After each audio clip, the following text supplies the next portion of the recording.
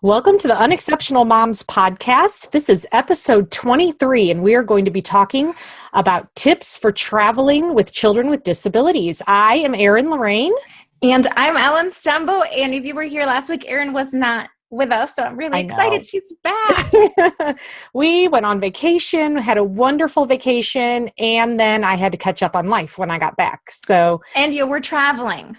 Yes. Which is actually kind of what got me thinking that this would be a perfect topic to be talking about now. Besides that summer vacation is coming, right? Everyone's starting to think about their summer trips. And so it's that time to think about travel. Yes. And for some people, spring break is still happening. Like we haven't had spring You're break. right. You haven't. We're all done here. Yeah. So it is a time where we start thinking about traveling. And we have some tips to share with you about traveling with kids who have disabilities. I jumped on Facebook and asked some of my Facebook friends to give their tips. And so a lot of them will be what they gave us because they were some good stuff. And then, of course, from our own experience, we have some of our own. Yes. So, Ellen, do you have one you want to start off with? Well, most of the traveling that we do is usually driving. Okay. So, we have tips for driving, we have tips for hotels, tips for staying at places, and we have tips for flying. So maybe we can start with driving. Okay. And one thing that really helps us is that we always travel with food. Now, part of the issue is that I have kids with food allergies. So we can't do dairy, we can't do gluten. But that has made me be more organized, I guess. So when we travel, I kind of plan menus. So we're not stopping all the time. We have stuff in the car. If the girls get hungry, we have food, we have snacks. I can make a sandwich. I can hand them fruit, whatever it is that we have with us. So that really helps because I do have kids that think that they always have to go to the bathroom. Something else we do, we travel with pillows and blankets to be comfy, especially if we have a long trip. Sometimes we drive to Montana, and this could be a 2 or 3 day car trip. So the more, I know you love that, don't you, Erin? I'm getting an ulcer just thinking about it. I know, even you coming to visit us, it's like horrible car rider. So we have to be comfy, making sure that we have tablets for everybody or the Nintendos, whatever it is that's going to keep them entertained. My girls do Musical.ly, all 3 of them. So a lot of times they're all each singing their own song and doing their own little videos. But that helps a lot. We do some books on tape, but not all my kids are good listeners of books on tape. But that helps a lot. And I was going to say something else and it just went on my mind. So you're like me. Oh, yeah, okay. No, I remember. I do remember now. Something that we've done is that I saved one of the little potties from when Yes, I remember this. And we have traveled with those, and I will say that children and adults have used them when we really cannot find a place to go to the bathroom. TMI. Okay, Ellen. You know what? This is Unexceptional Mom. And I am unexceptional, and I will share that because somebody is going to hear this and say, that's a brilliant idea. Every time we're in the car, I'm potty training my child, and then they go, I have to go potty. Yeah. But then you just go to the side of the road, pull out the potty, and there you go. There you go. And sometimes moms, if they're in a really, really long drive, you think, you've got to do what you've got to do. TMI. The trip we just took was a road trip. Yeah. 6, it ended up being 8 hours with stops and breaks and everything. My girls are actually really good travelers. So we just made sure we gave ourselves plenty of time to stop. Oksana's in the wheelchair, and so her butt hurts after a while. And we have to get her up, let her walk around for a bit. So we just give plenty of time. But I was kind of scrolling through my Facebook comments trying to pick out the ones about driving. One person said drive at night. And so a lot of people drive at night. I can't do that. we're too tired at night and our girls will not sleep. So then they're up all night. So that doesn't work for us, but I know a lot of families love that. It's quieter, the kids sleep, you know. So that was a tip. This is one of my favorites, and this is from a mom of multiple children, and many of them having disabilities. Number one was pray. Yeah. Pray really hard. Bring chocolate, but hide it because it's for you. Yes, I saw her. Let's see. Stop frequently. Someone had the reminder to bring your chargers and make sure you have everything you need for the things that's going to entertain your kids. Let me see. What else car-wise? Yeah, one person just said, we just drive because it gives us more control over what happens. Mm-hmm. So that's a valid point. But yeah. Yeah, and my husband grew up with long travels driving at night, and we tried doing that. I can't do it because I'm someone who loves to sleep and I need my sleep. Me too. And we did that with the girls a couple of times, and same as you, my kids just do not sleep as well in the car. And part of it is that I have kids that are very much routine oriented, especially Nicole, my youngest, who has Down syndrome. The car is not where you sleep. Yes. So it's really hard for her. Now she has fallen asleep to take a nap, but there is no way that she would at 8 o'clock go to sleep and then sleep until 6 o'clock. Yeah. And then for me, that means we pay on the first day of our vacation. Absolutely. Yeah. Absolutely. Yeah. But for those that can do that, I think that's a wonderful option. Yes. For kids who are able to do that. I thought you were going to bring up, and this doesn't have to do so much as how you write, but when it comes to vacationing with kids with disabilities, you took a respite provider with you. Yes, we did. And she actually commented too. Did you see that on Facebook? No, I didn't see that. Well, so it was kind of funny because we ended up having to take 2 cars because of that. We could have taken one, but we all would have been so crammed. And it ended up being great because it allowed us a lot of flexibility when we were out of town. So my husband and our 2 older boys took 1 car, and then me and our respite provider and our 2 girls took another car. So theirs was the quiet car and ours was the noisy car. Yeah, I bet. And so I drove, and my respite provider, every time a kid went, Anya and her obsession with paintbrushes, paintbrush, when she dropped it, Alex would get up and get it for her. But yes, when we stopped places, I had an extra set of hands to get Oksana out. But again, that comes down to funding and stuff like that. But it ended up being a very enjoyable vacation. We love our respite worker. She's like family to us. And so it was great having an extra set of hands and made our vacation wonderful. So I would say for those who can swing it, having that extra pair of hands, it's really good. I think about why our time at the Johnny and Friends retreat is so enjoyable. It's because, each family, you get an extra set of hands for your kids who have disabilities. Yes. So you have someone helping you, and that little, that not little support, because it's huge. That support makes all the difference. Yeah. So I know that for you to go with someone, it's great. And I think about the times when I've thought, if we go, maybe I can ask my sister to come. My younger sister, she's single and she's more flexible. Maybe she can come with us. We don't have someone like you do. We don't have an Alex, but yes, for those who can, that's probably makes me jealous. I wish I could travel with someone. That's the first time we've ever done that, actually taken her out of town with us. It was good. It was good. Mm-hmm. Okay. So that's the traveling. So what about the destination? Once you get to a certain destination. Something that came through a lot in a lot of the comments, and that I was going to say for my own experience, is flexibility is key, right? And so when we go on vacation, we have a few things that we really want to do. Like when we went to Disney on Oksana's Make-A-Wish trip, like we kind of said, we absolutely have to do this, this, and this. Everything else was extra. And so that way, if we were having a good day, we could do the extra. And if we weren't, it didn't stress anyone out. So having that flexibility, respecting your child's limitations and needs.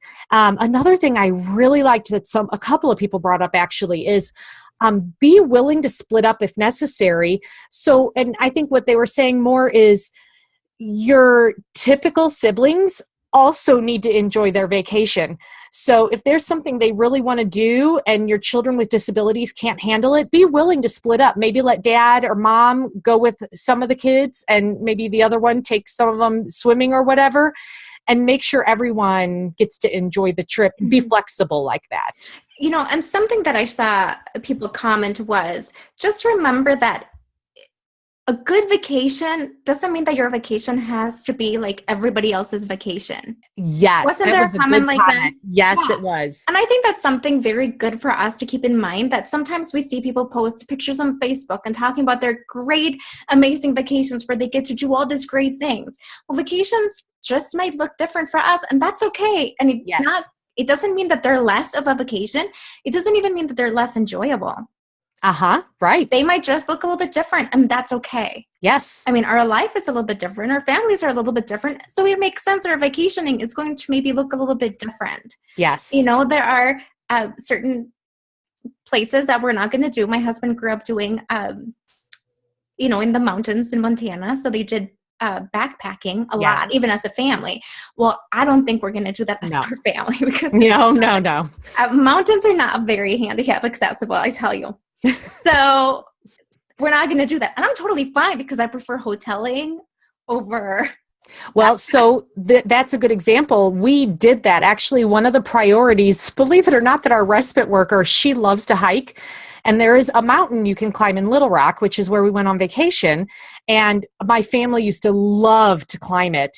And she really wanted to do it. So me and the boys took her up Pinnacle Mountain while my husband just stayed behind with the girls. And so it's a perfect example of, you know, sometimes you just have to do things a little differently to make it work for everyone. You know, this is a small example because I don't know how much it counts, but my husband has a really large family and we get together every summer. And the beauty of, you know, having a lot of family and different kids is that everybody gets to do whatever they want to do. So oftentimes our oldest daughter is with her cousins and they're doing their own thing. And that allows me to maybe even spend more one-on-one time with my other two girls, because I have to help them, you know, if they want to go swimming, if they want to go build a sandcastle, whatever it is that they want to do. I'm more hands-on, but I can be with them. And even if other people are doing other things, that's kind of the structure of our family reunions or family vacations.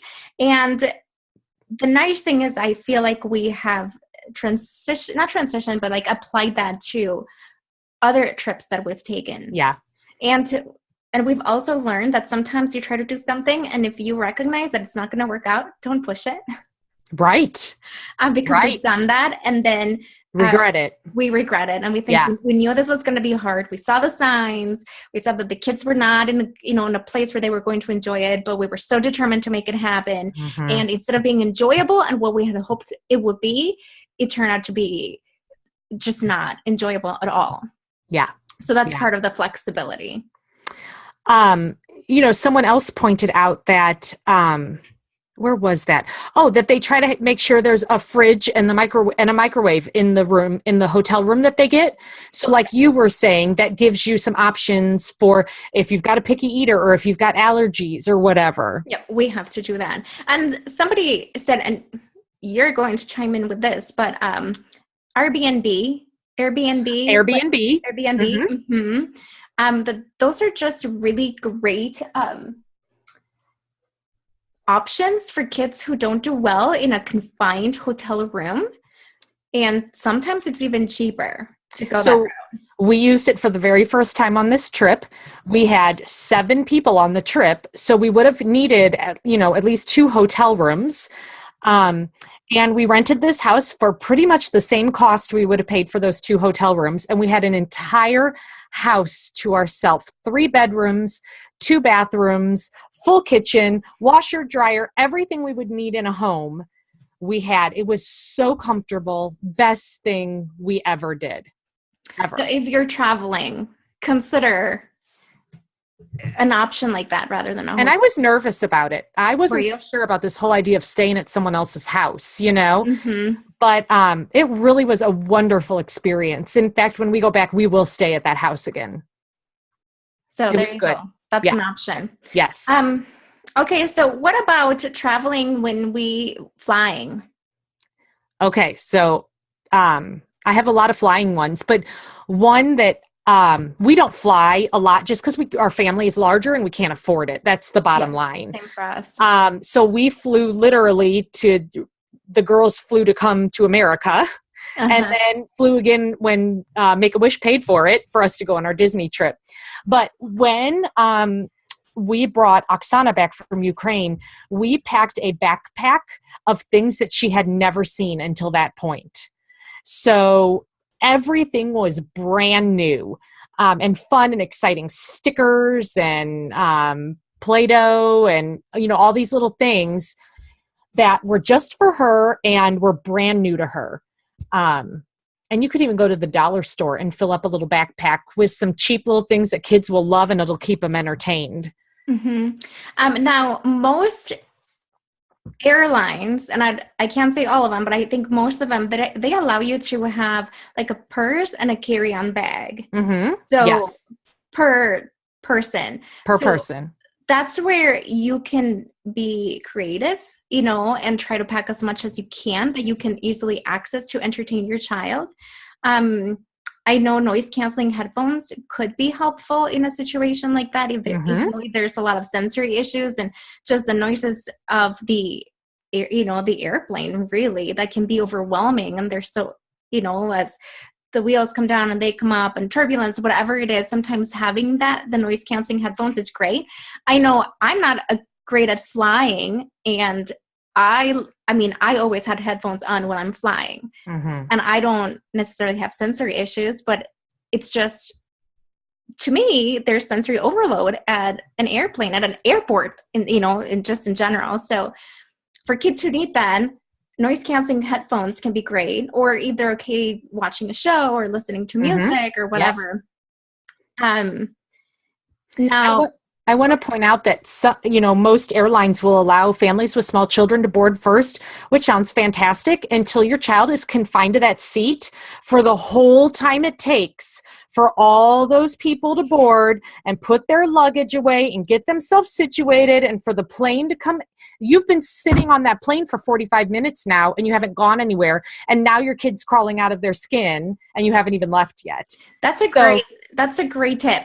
Yeah, something to keep in mind. That won't work for every kid, even though it sounds great. Right. And also, I would say most airlines, not only do they say that they will board small children first, but sometimes, even people with disabilities. Yes. Which, in our case, that's when we have come forward. Now, my kids do really well. So it's the times that we have flown, it's been very helpful.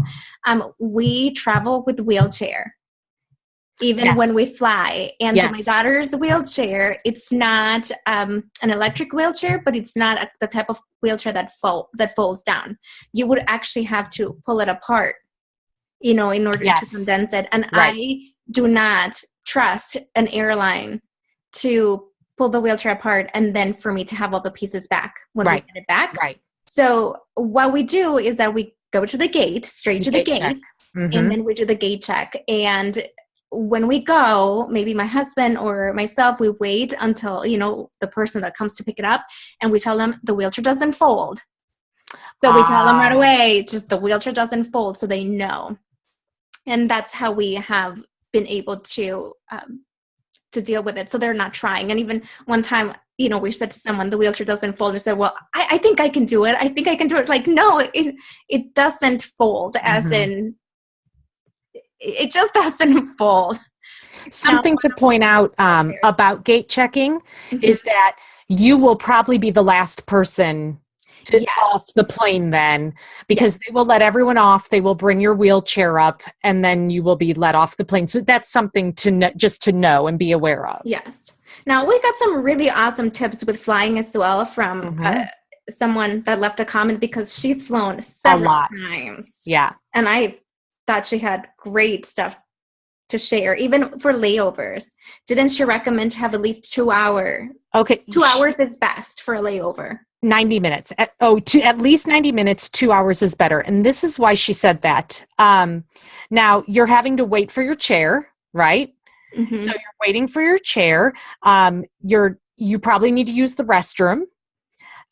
Your next flight could be on the other side of the airport. You could be hungry, right? And so, to take all of these things into account, she always gives herself a longer layover, so that it's not stressful. She says an hour is not enough. Mm-hmm. So, take it from someone who has done this a lot of times. This is something interesting too that we found too. And she says that about taking the wheelchair apart, doesn't she? I don't know. I don't remember. Anyway, mention that, but when we flew to Orlando, on the way there, the guy fell in love with Oksana.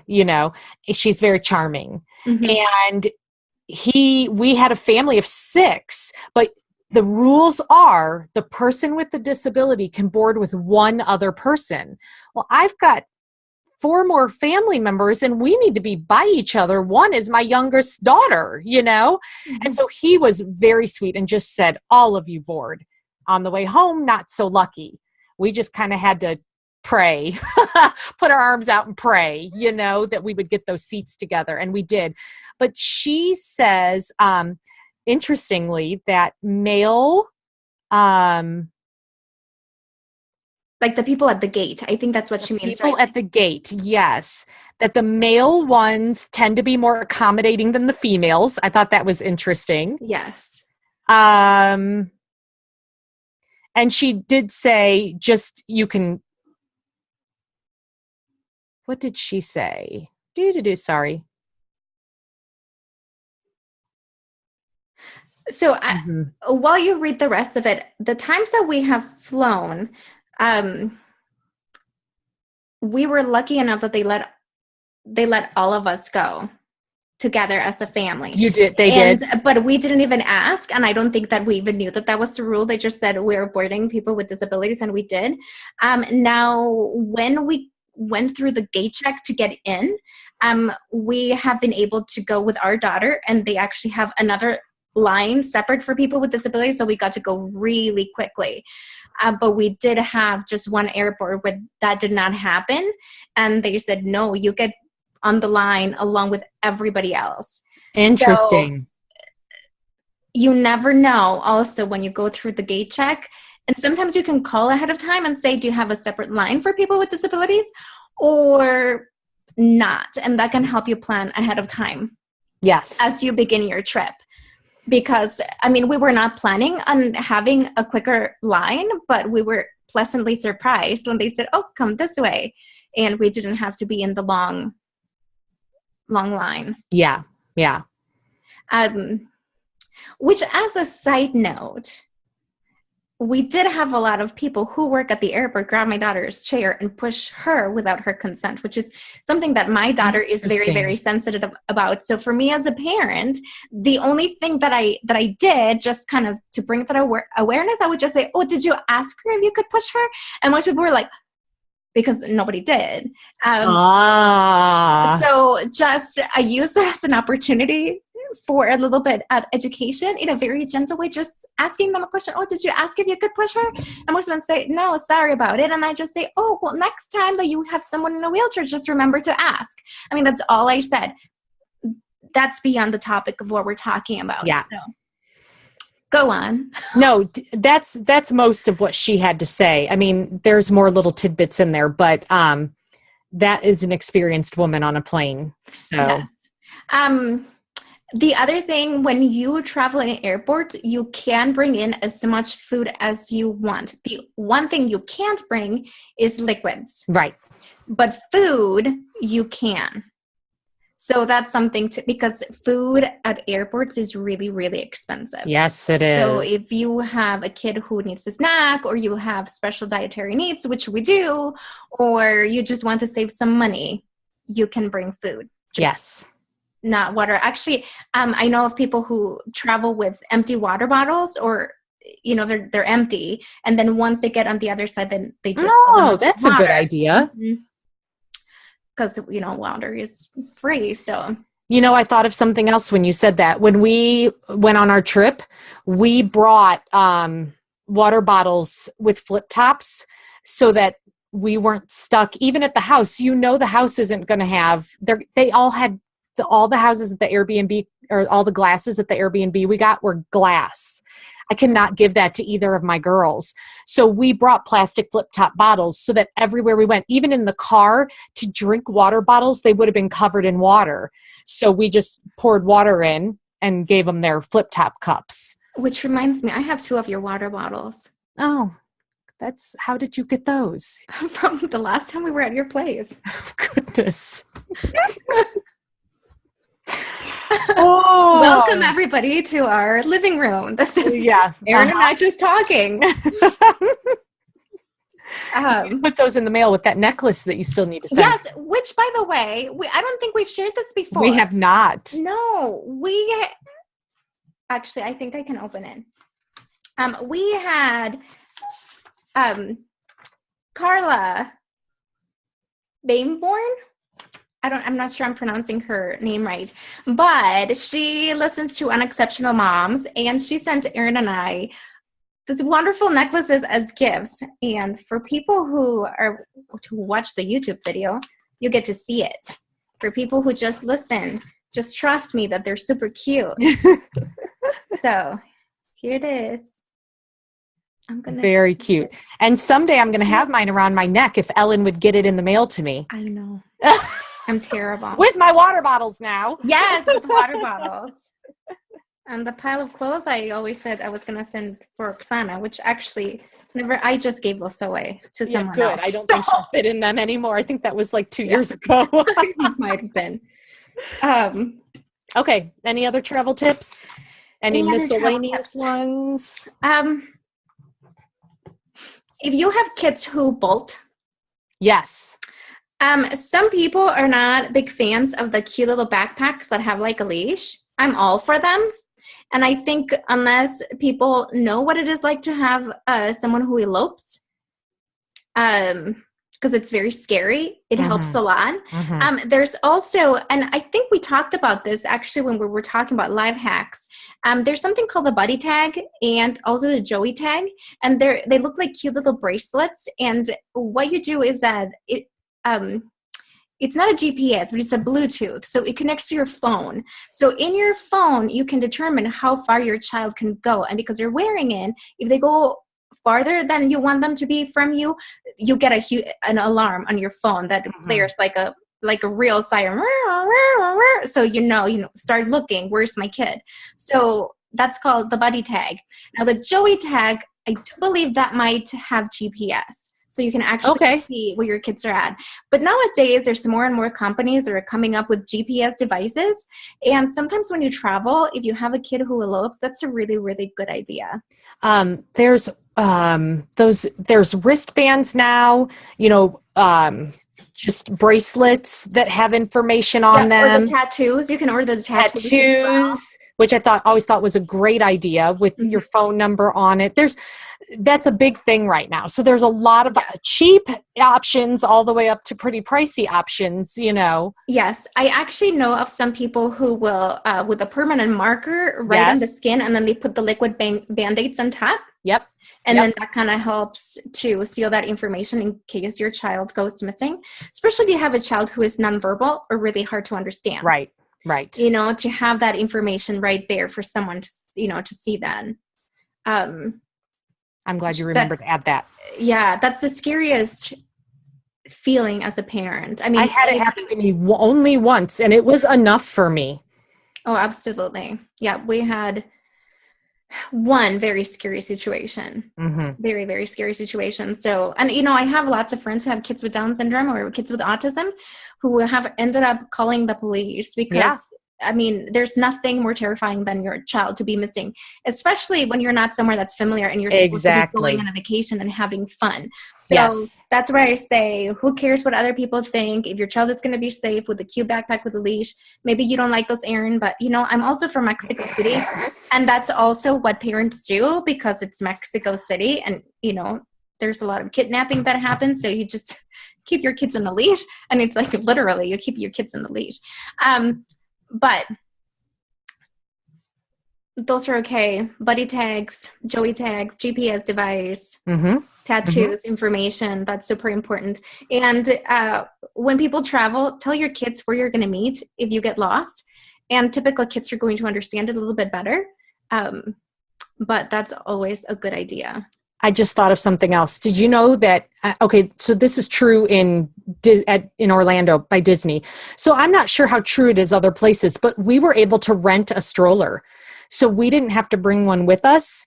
And so not for like from Disney World. I mean, you could do that too. But I mean, we rented a special needs stroller for our entire trip from a company. Yes. So did you go pick it up when you got there? Well, so because we were, coddled by Make-A-Wish, they had it sitting in our room at Give Kids the World. But I didn't even know that was an option. But there's a company out there that's what they do. They rent strollers to people and every kind you can imagine. We loved the stroller we had for Anya. So there you go. That's a really great tip as well. Because I have a child who has a wheelchair, which it's great. But Nicole, who has Down syndrome, she can walk, but eventually she tires. Yes. And then it becomes, hold me. And I can't hold her at this point because she's 9, she's too big. So that's a great idea. Yeah, we were able to tell Anya, we didn't even buckle her in it. We just kind of said, if you want to walk, you can walk, but if you don't, you need to be in the stroller. And she did a great job of going between them depending what she wanted, and we didn't have to carry her all through Disney. So it was great. And I'm going to say, for those parents or families who have not been able to take a vacation and they don't know what a vacation is, because there were some comments about that, Erin, in your post. Please, I don't think that Erin and I can stress this enough. Look into family camps, because it is going to be the best vacation that your family has ever had. It doesn't matter if your child, you have a medically fragile child.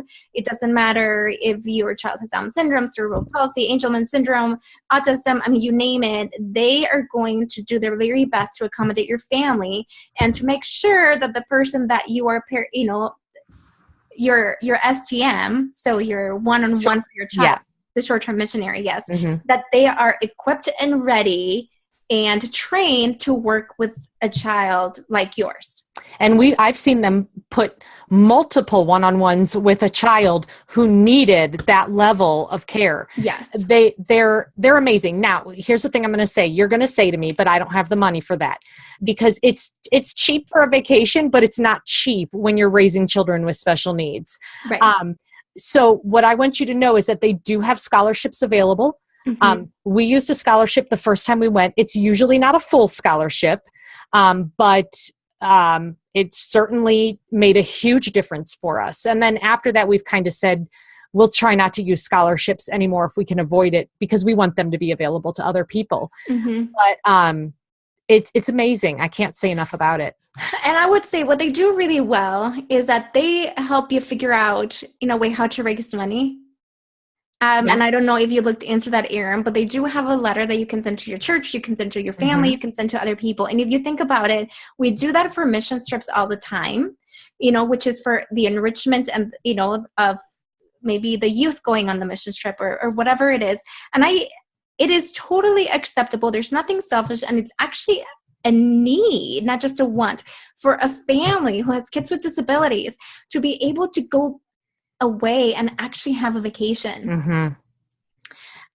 I mean, there is a spiritual enrichment, there is emotional enrichment, there's relational enrichment for the kids, the typical siblings. It's so empowering to be around other kids who live their lives, who get it.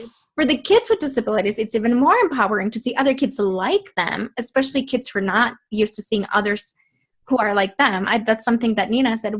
Mom, there's so many kids here with wheelchairs. Yes. So she was really excited about that because she rarely gets to experience that. Nicole could have cared less that there were people with Down syndrome because the world revolves around her. But so did Anya care? That there No, were other not at all. No, yes. No.